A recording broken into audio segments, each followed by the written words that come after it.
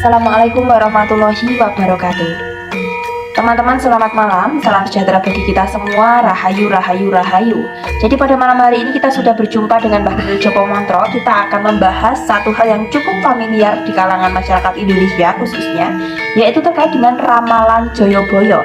Namun sebelum lanjut teman-teman, bagi kalian yang baru bergabung jangan lupa support channel Mbah Gendil dengan cara subscribe, like, komen, dan jika kalian ada waktu silahkan dibagikan. Jadi teman-teman, ramalan Joyoboyo itu sangat banyak sekali. Kita akan membedah satu saja Bang ya.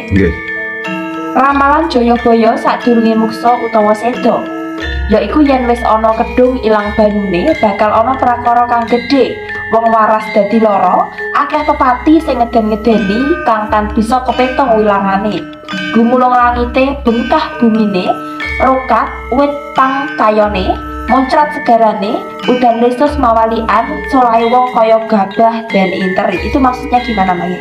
Kita melihat dari kalimat atau kawruh tersebut, itu kita sudut pandangkan apabila sudah ada kedung hilang airnya, artinya merupakan yaitu dam atau gelombang atau waduk. Nah, itu kalau sudah tidak ada air.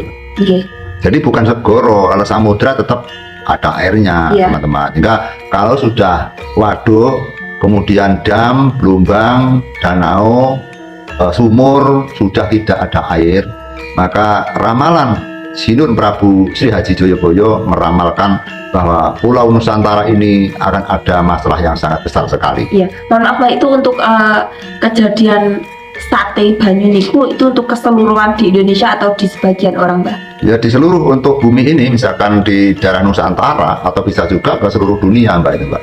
Jadi namanya bumi itu kan untuk semua orang yang berada di dunia, baik Amerika, Jepang, Australia atau Amerika, Malaysia, Brunei, Indonesia, itu kan mereka menginjak tanah di bumi sehingga sama-sama merasakan bumi, sama-sama merasakan air dan sebagainya. Sehingga ramalan Sinun Prabu Sri Haji Joyoboyo itu menerangkan apabila suatu zaman nanti ditandai dengan hilangnya air yang ada di kedung atau gelombang, danau, terus kemudian telogo, sumur, waduk, dam, maka akan terjadi permasalahan yang besar sekali.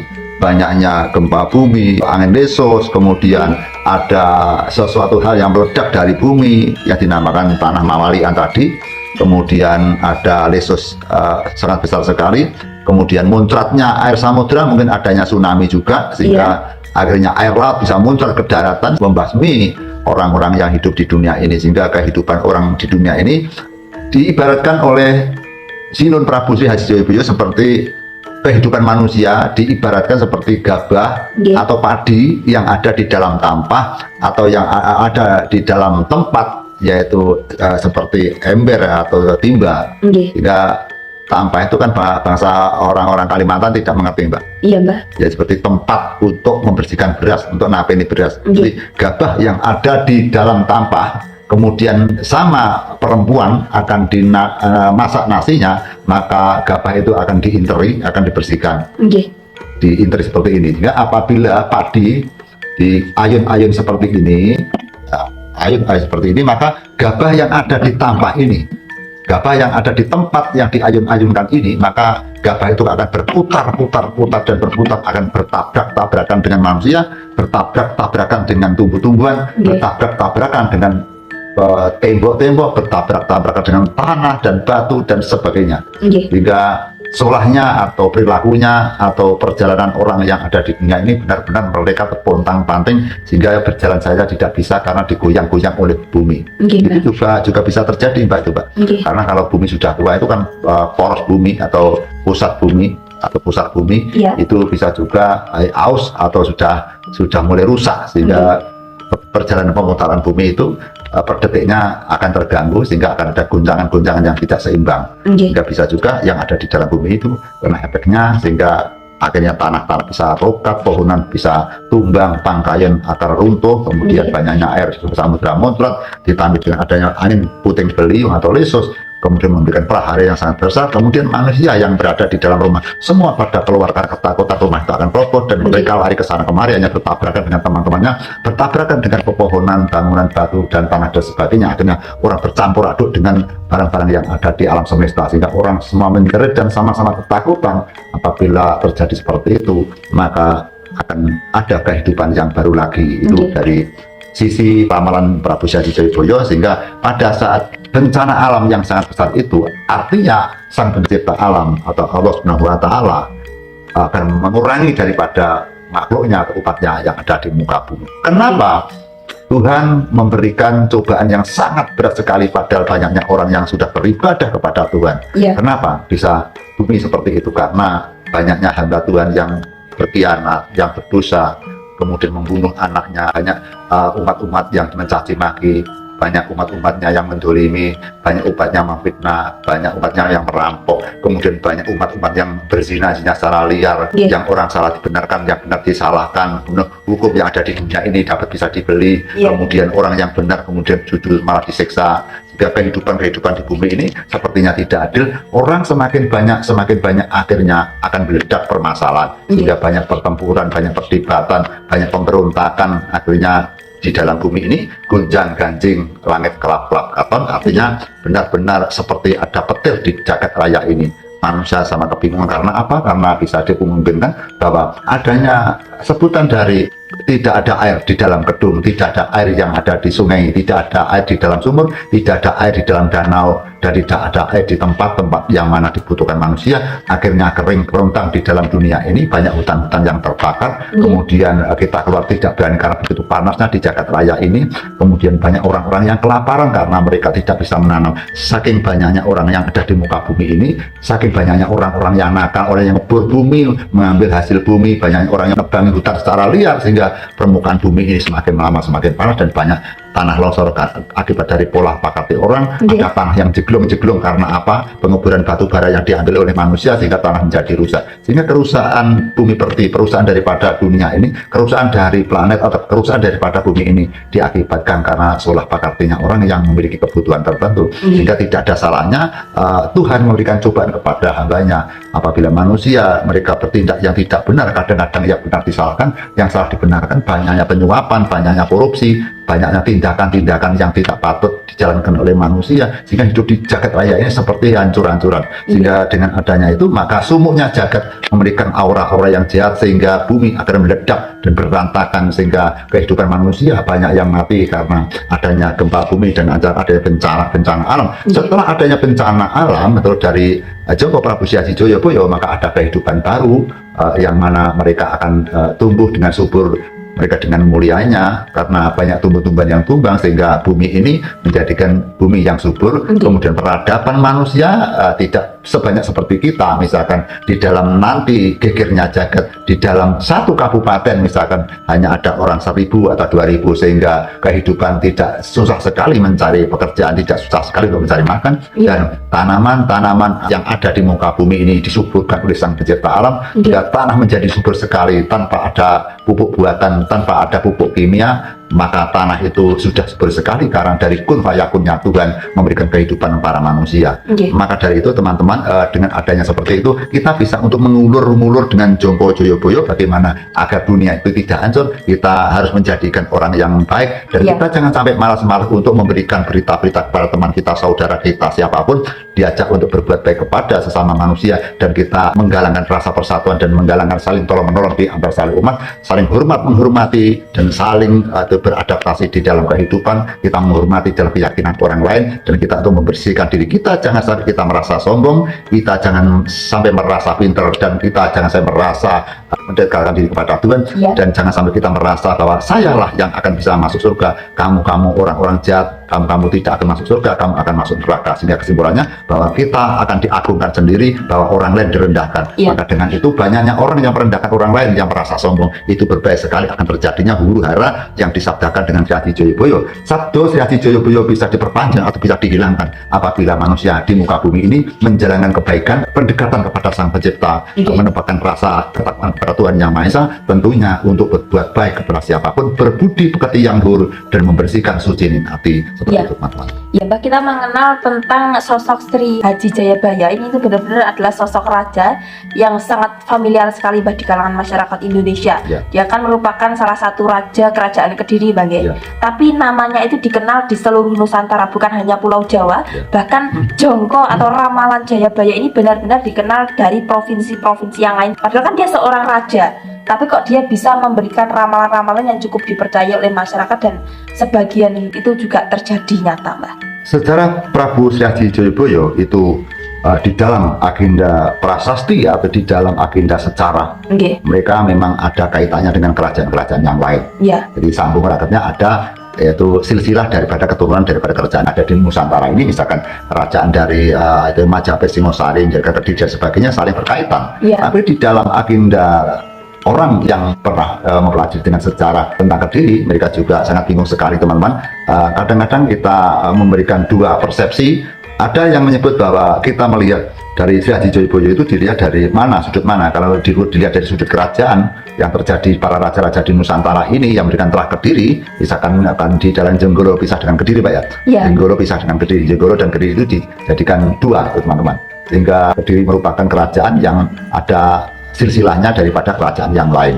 Kemudian terus ada lagi yang menyebutkan bahwa Sri Haji Jayabaya merupakan raja tertua se-Indonesia teman-teman, karena dilihat dari Sri Haji Jayabaya dari pewayangan. Jadi ada dua konteks, dua persepsi. Ada Sri Haji Jayabaya yang berasal dari keturunan para raja-raja Nusantara, kemudian ada Sri Haji Jayabaya yang kita ambil dengan sejarah kadewatan, artinya dari dewa-dewa, sehingga dari Mahabharata, dari Pandawa Arjuna memberikan turunan Parikesit, kemudian Parikesit sampai ke turun-turun-turunnya yang akhirnya yaitu silsilahnya ada Prabu Sri Haji Jayabaya, sehingga cerita pewayangan. Jadi ada kaitannya dengan sejarah, yaitu pentitisan Wisnu. Kemudian Wisnu menurunkan kepada yaitu Arjuna atau Sembadra, kemudian Arjuna menitipkan kepada Parikesit, Parikesit menurunkan lagi kepada Sri Haji Jayabaya kepada Angling Dharma, sehingga selalu bergandeng-gandeng, selalu titis-menitis antaranya yaitu titisan yaitu Sang Batara Wisnu dan Dewi Sri Widyawati, sehingga di dalam kisah Sri Haji Jayabaya itu ada kaitannya dengan dua persepsi. Ada yang pertama adalah dia memprediksi berapa bahasa Sri Haji Jayabaya dan merupakan keturunan para raja-raja di Nusantara, dan ada juga Sri Haji Jayabaya adalah merupakan dari keturunan daripada Pandawa, artinya dari silsilah dari Arjuna, kemudian Abimanyu, terus Parikesit, terus kemudian sampai ke bawahnya hingga ke Sri Haji Jayabaya menurunkan Prabu Angling Dharma. Sehingga di dalam akhirnya sejarah Sri Haji Jayabaya saja kadang-kadang ada persepsi yang berbeda. Misalkan Sri Haji Jayabaya memiliki istri tiga, kemudian Prabu Sri Haji Jayabaya mereka memiliki istri tiga dan memiliki yaitu anak tiga. Anak tiga adalah semata perempuan. Tapi juga ada sejarah yang menyatakan bahwa misalkan seperti kejadian di kerajaan di Katang, Jogja Kediri itu kan juga ada makamnya yaitu Prabu Anom. Prabu Anom katanya anak Prabu Sri Haji Jayabaya, padahal Prabu Sri Haji Jayabaya itu tidak punya anak laki-laki. Kenapa di dalam sejarah kota Kediri yaitu di Katang Kediri itu ada makam Prabu Anom yang dinyatakan bahwa Prabu Anom anak daripada Sang Prabu Sri Haji Jayabaya, sehingga di kisah-kisah itu ada geser sedikit, sehingga kita untuk mencari kebenaran dan yang benar kita tidak bisa untuk meyakinkan salah satu bahwa ada yang menyebut bahwa Sri Haji Jayabaya itu dari kadewatan, ada yang menyebut lagi Sri Haji Jayabaya itu keturunan daripada raja-raja Nusantara, kemudian ada lagi orang-orang yang memakai jalur daripada yaitu praktisi, mereka melihat dengan mata batinnya, mereka mengatakan bahwa Sri Haji Jayabaya itu bukan dari kadewatan dan bukan berasal dari keturunan daripada para raja yang ada di Nusantara. Tapi Sri Haji Jayabaya sebelumnya di Pulau Jawa itu belum banyak penduduk, maka ada raja yang ada di India yang dua anak, yang satunya yaitu yang menjadi raja, kemudian adiknya mereka dimusuhi dan adiknya diusir supaya pergi daripada negara India, dan mereka mengarungi samudra kemudian ke Pulau Nusantara. Mereka beradaptasi di daerah kota Kediri dan mereka berhasil untuk mengumpulkan orang-orang dan mereka berhasil untuk mengalahkan berbagai orang karena mereka memiliki ilmu yang sangat tinggi sekali dan mereka memiliki ilmu kebatinan yang sangat dasar sekali, dan mereka dinobatkan menjadikan raja Kediri. Mereka diberikan nama yaitu Sri Haji Jayabaya. Sri adalah ratu, Haji merupakan kewibawaan yang sangat tinggi, Jaya ada kejayaan, bahaya atau musibah, mereka akan bisa menanggulangi berbagai macam musibah yang ada di sekitarnya. Maka Prabu Sri Haji Jayabaya banyak musuhnya, banyak orang-orang yang tidak suka dari berbagai negara, baik negara dari luar negeri atau di dalam negeri, tapi selalu Sri Haji Jayabaya bisa memenangkan karena Sri Haji Jayabaya memiliki kekuatan fisik dan kekuatan ilmu, serta memiliki kekuatan batin yang sangat bekal sekali, sabdonya yang sangat manjur sekali. Maka dia dikatakan Sri Haji Jayabaya karena dia memiliki kejayaan dan mereka bisa menyisikan bebaya-bebaya atau menyisikan musibah-musibah yang akan menghancurkan, yaitu di kerajaan Kediri atau di Pamenang. Maka dari itu kita bersumber dari mana? Ya secara ya Sri Haji Jayabaya kita kadang-kadang tanya satu orang itu berlainan dengan persepsi yang ada. Tapi kita untuk sementara berpatokan dengan yaitu dengan pakem-pakem sejarah-sejarah yang terus di dalam buku yang pernah dipelajari oleh para ahli sejarah. Gitu, Mbak. Ya teman-teman, jadi jika kita mengulas tentang kerajaan Kediri, yaitu kerajaan milik Sri Haji Jayabaya, itu berasal dari Raja Airlangga yang pada saat itu merupakan keturunan dari Medang Kamulan. Kemudian dia mengalihkan pemerintahannya ke daerah Kahuripan yang menjadi kerajaan Kahuripan yang berada di Jawa Timur pada abad yang ke-11. Yang bertahta di Kahuripan itu di wilayah kuno, Mbah, yang saat ini menjadi bagian dari Kabupaten Sidoarjo, Jawa Timur. Kemudian saat beliau hendak menurunkan tahtanya, jadi dia turun tahta bukan karena meninggal, Mbak. Dia memilih untuk menjadi seorang pertapa. Pada tahun 1049 beliau menurunkan tahtanya dan menyerahkan kepada anaknya, karena anaknya kan ada dua, ditakutkan ada perang saudara, sehingga kerajaan Kahuripan pun dibagi menjadi dua, yaitu yang pertama di Kahuripan itu disebut dengan Kerajaan Jenggala, itu diberikan kepada anak dari Prabu Airlangga yang bernama Mapanji Garasakan. Kemudian Kerajaan Kediri itu berpusat di kota Daha, Mbah. Jadi ada yang menyebutnya Kerajaan Daha, ada yang menyebutnya Kerajaan Kediri, ada juga yang menyebutkan Kerajaan Panjalu. Itu diberikan kepada anaknya yang bernama Sri Samarawijaya. Jadi ini kerajaan Kahuripan itu cuma ada satu rajanya, yaitu Raja Airlangga itu saja. Jika dilihat dari terah turunnya, kita tidak heran lagi bahwasanya Prabu Sri Haji Jayabaya itu memang keturunan dari orang-orang hebat, orang-orang besar. Mungkin jenengan ada tambahan yang lain, Mbah?